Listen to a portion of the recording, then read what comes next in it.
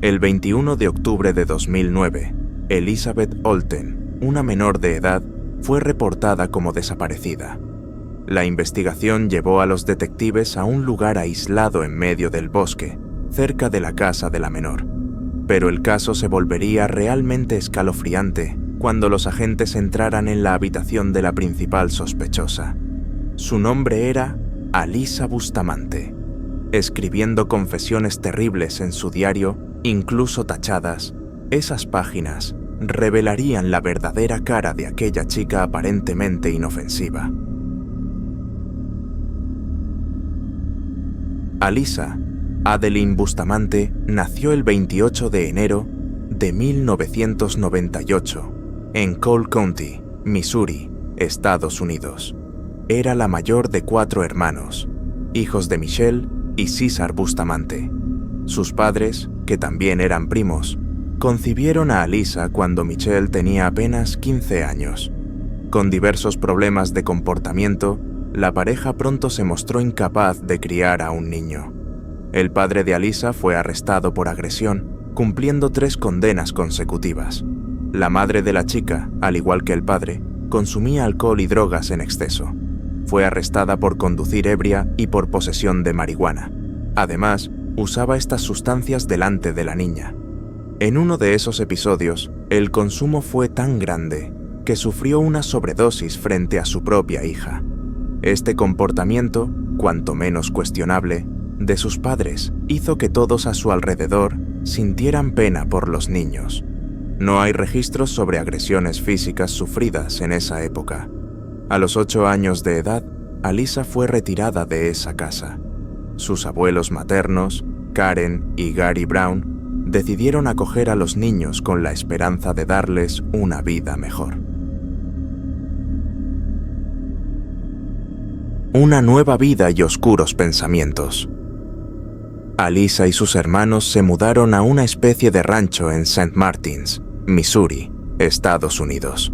Poco tiempo después, los abuelos obtuvieron la custodia y se convirtieron en los responsables legales de los 4 niños. Aquella era una pequeña ciudad rural, con pocas actividades y gente. Esta transición pareció ser especialmente difícil para Alyssa, quien comenzó a mostrar signos de depresión. A pesar de estar ahora en un ambiente más saludable, todo este cambio, sumado al comportamiento de sus padres en casa, pudo haber influido en el desarrollo de su depresión. Fue admitida en la Jefferson City High School, donde empezó a presentar un comportamiento agresivo y ruidoso. Toda esta agresividad se reflejó parcialmente en su imagen, luciendo un estilo bastante diferente al de sus compañeras. Muy probablemente por influencia externa, Alyssa empezó a frecuentar regularmente la iglesia local, participando en actividades para jóvenes y uniéndose al grupo de danza. La joven no parece haber sufrido bullying en la escuela y fue descrita por amigos como alguien divertida, una versión bastante diferente de la que Alyssa mostraría en internet. Publicando fotos extrañas, muy probablemente con la intención de llamar la atención, sus pensamientos eran expresados en imágenes. En 2007, la joven, con una navaja, escribió la palabra odio en su brazo, después de ingerir una gran cantidad de medicamentos. Aquel atentado contra su propia vida falló, siendo encontrada y trasladada al hospital a tiempo. Tras pasar por evaluaciones, se le recetaron antidepresivos a Alyssa, en un intento de prevenir otras situaciones como aquella. Mientras enfrentaba su depresión, pensamientos extraños empezaron a nacer en su cabeza. Comenzó a sentir placer en el dolor, no solo en sí misma, sino principalmente en los demás.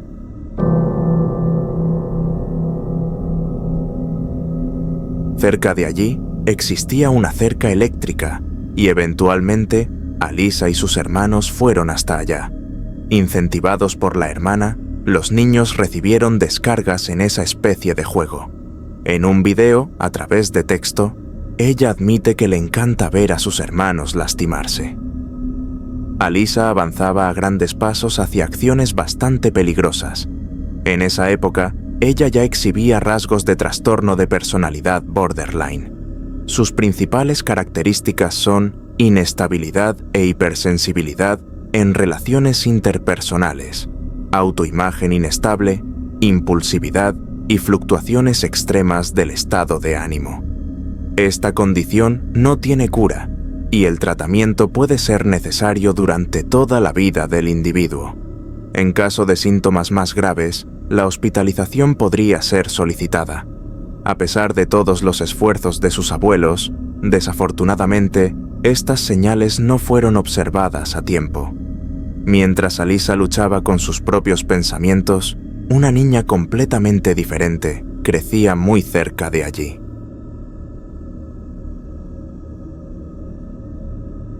Elizabeth Olten, de 9 años, era una de las vecinas de Alyssa. Esta pequeña fue descrita como alguien muy cariñosa y amable.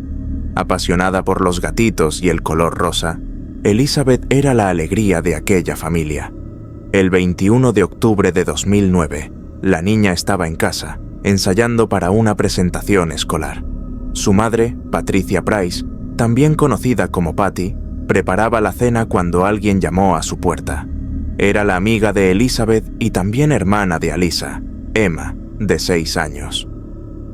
Elizabeth y Emma lograron convencer a Patty para que las dejara jugar afuera, siempre y cuando regresaran a casa antes de las 6 de la tarde.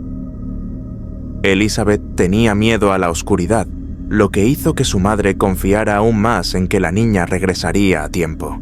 Pero, desafortunadamente, eso no sucedió.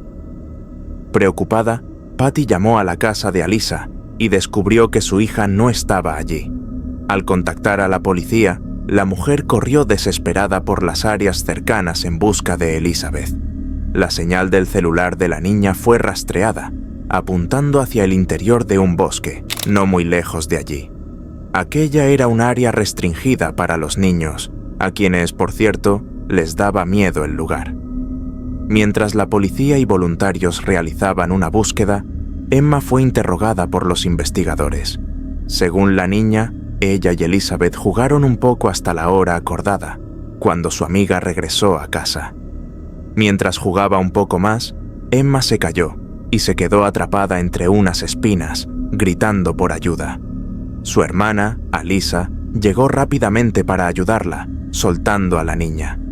Había una mancha de sangre en el pantalón de Alyssa, pero cuando Emma le preguntó, ella dijo que estaba menstruando y que no debía contarle a nadie sobre aquello.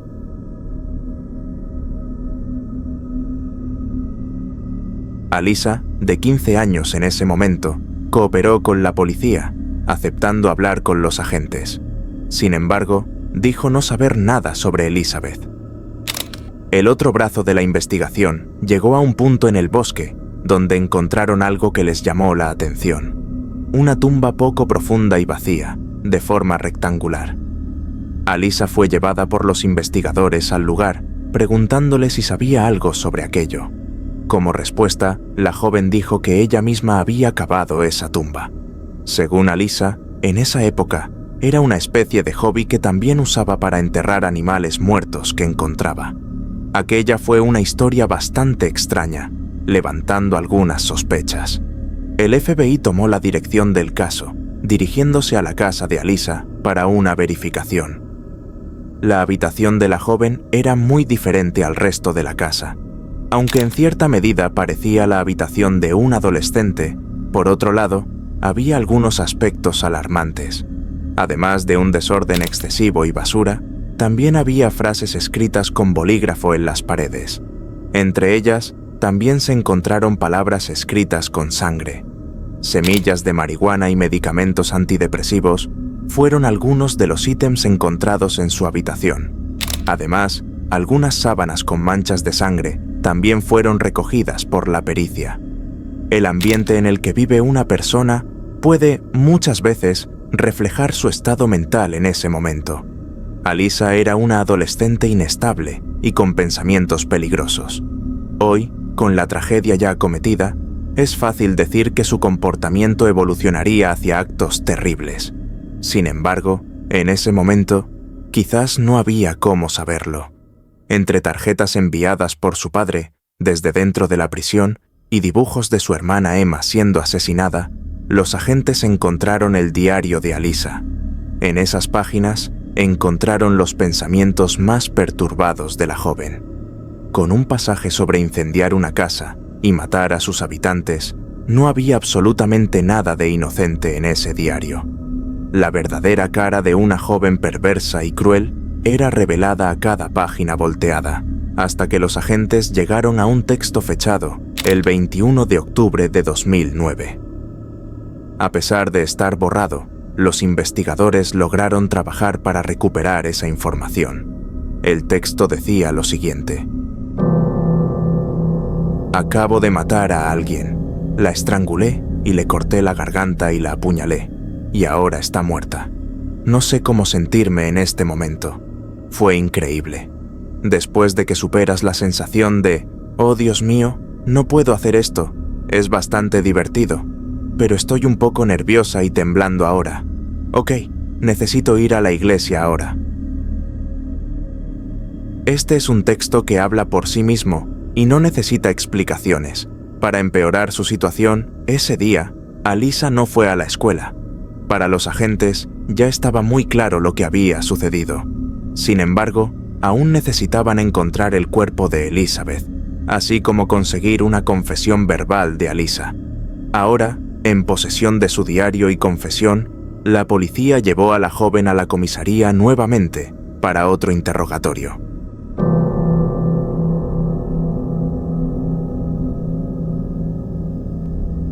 Through exactly what happened. We didn't go to seminary that day, right? Okay, so I woke up and I got ready and I went out to go get the bus, but I missed the bus because it doesn't usually pick me up. Okay. So I went back to the house and my grandpa gave me a ride to school. So I went to school. Okay. And I was there all day. And then I came home on the bus and I got home around 3. No, 4. 3:30, 4. I get home around then, and I just hung out in my room for a little while, and then I went for a walk around 5, 4:35, something. En esta sala están Alyssa, el detective, una consejera juvenil, y Karen, la abuela y representante legal de Alyssa. En este momento, el tema de su diario aún no ha sido revelado por el detective, y la joven se mantiene en su versión de niña inocente y que no sabe lo que pasó. Why did you dig that hole? Because I was bored, and I felt like doing something. Tell me about that hole, though. It's a very specific hole. I mean, it's a very unique hole, I should say. Are all of your holes like that? No. Okay. But why? You dug the hole, so you know Yes. you know what I'm talking about. Yes. That was a very, very unique hole. I guess. I was digging. I mean, whatever shape comes to mind. I was just entertaining myself. Cavar agujeros, simplemente por hacerlos, no es uno de los hobbies más comunes para una adolescente de 15 años. Ella tiene dificultades para explicar sus actividades excéntricas y parece darse cuenta poco a poco de que su historia no se sostendrá por mucho tiempo más. En realidad, su máscara ya se había caído. Alyssa tenía un novio en esa época y él también fue llevado a la comisaría. Después de sufrir mucha presión, él admitió que su ahora exnovia le había contado sobre el asesinato, incriminando aún más a Alyssa. El joven termina esta conversación desesperado, diciendo que no quiere tener otra novia como ella, y recibe algunas risas y frases de consuelo de los detectives. You said they searched your room. Yes. Other marijuana seeds and that sort of stuff. Did they find anything? Nope. Okay, did they take anything? Este fue probablemente el momento en el que Alyssa entendió que la realidad era más fuerte que sus mentiras. Hasta entonces, ella no sabía que su diario había sido llevado a los agentes, y sabiendo lo que escribió allí, su historia estaba a punto de desmoronarse. Your diary. Okay. You ever gone through the diary? I've looked at some of it, yes. Okay. Do Did you know that? No. Does it make you angry? A little. Yeah. It's kind of your private, personal thoughts, isn't it? Mm-hmm. You need to tell us the truth. You need to tell us what happened. If this was an accident, that's fine, but we need the truth. We have to know the truth. That's all I'm asking for, is whatever happened. I have to know the truth. This is not going to go away. All I'm asking for is the truth. I don't know what's in the diary. I don't know the truth. That's what I'm asking. Tell us what happened.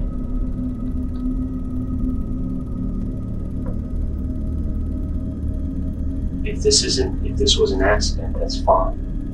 We can deal with that. Ofrecer la posibilidad de que aquello hubiera sido un accidente es una estrategia muy utilizada para conseguir confesiones de criminales. Ellos lo creen, y de esa forma consiguen cierta empatía mientras se distancian de la imagen de asesino. Sin embargo, una vez que esto sucede, el criminal se encierra en una versión, la mayoría de las veces, mentirosa y llena de errores, lo que lleva, eventualmente, a la confesión de homicidio. Conseguir estas confesiones por partes es mucho más fácil que hacer que el criminal entregue toda la información de una sola vez. Y esta estrategia funcionó en el caso de Alyssa. How did you kill her? She died. How did she die? 9-year-old girls don't just die. We were messing her out. And she fell back and hit her head. Was her throat cut? Yeah. Oh.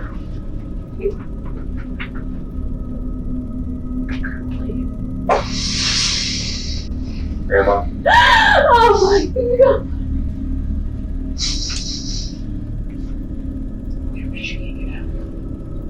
She was Grandma to me. I'm not going to ask any questions right now until we get.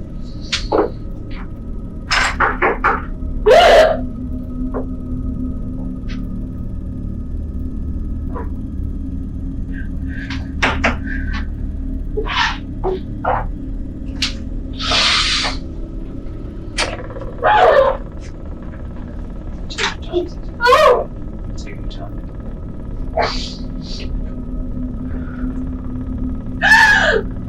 Keep on a drink of water. Take your time.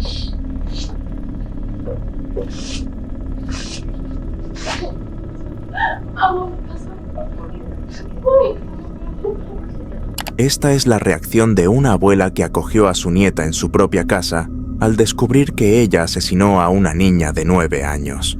La reacción de la criminal también parece bastante diferente de la que expresa en su diario.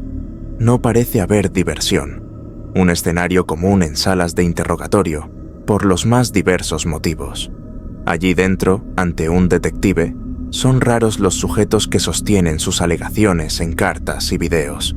Alyssa le quitó la vida a Elizabeth, destruyó la familia de la niña, destruyó la vida de su propia abuela y causó daños irreparables a su propia vida, a cambio de una fantasía perturbada. Did you hit her with anything first? Or did you just cut her neck?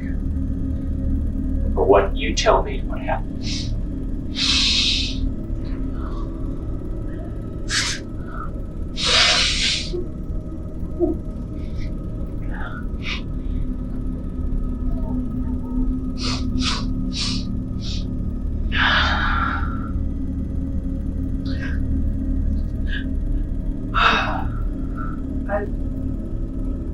Cut throat. She died. But I just stabbed her. Usando a su hermana Emma para atraer a Elizabeth, Alyssa convenció a la niña de que le mostraría algo en el bosque. Después de que las amigas jugaron, Elizabeth fue llevada por Alyssa cerca de la tumba que ya estaba abierta, lo que indica premeditación. Cuando se quedaron solas, Alyssa estranguló a Elizabeth antes de cortarle la garganta con un cuchillo. La niña también fue apuñalada 8 veces en el pecho con la misma hoja, falleciendo en el lugar. La criminal llevó a los investigadores hasta donde el cuerpo de Elizabeth estaba enterrado, pero no supo explicar la otra tumba abierta. Algunas personas creen que Alyssa tenía planes de asesinar a su propia hermana Emma, si fuera necesario. La motivación, según la propia Alyssa, fue que quería saber cómo se sentía matar a alguien, algo que ya expresaba en su cuenta de YouTube, donde describió sus hobbies como cortarse a sí misma y asesinar personas. El 30 de enero de 2012 comenzó su juicio.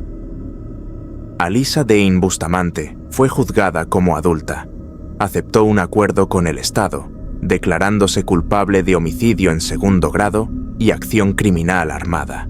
Fue declarada culpable de estos crímenes, siendo sentenciada a prisión perpetua con la posibilidad de libertad condicional para el año 2024.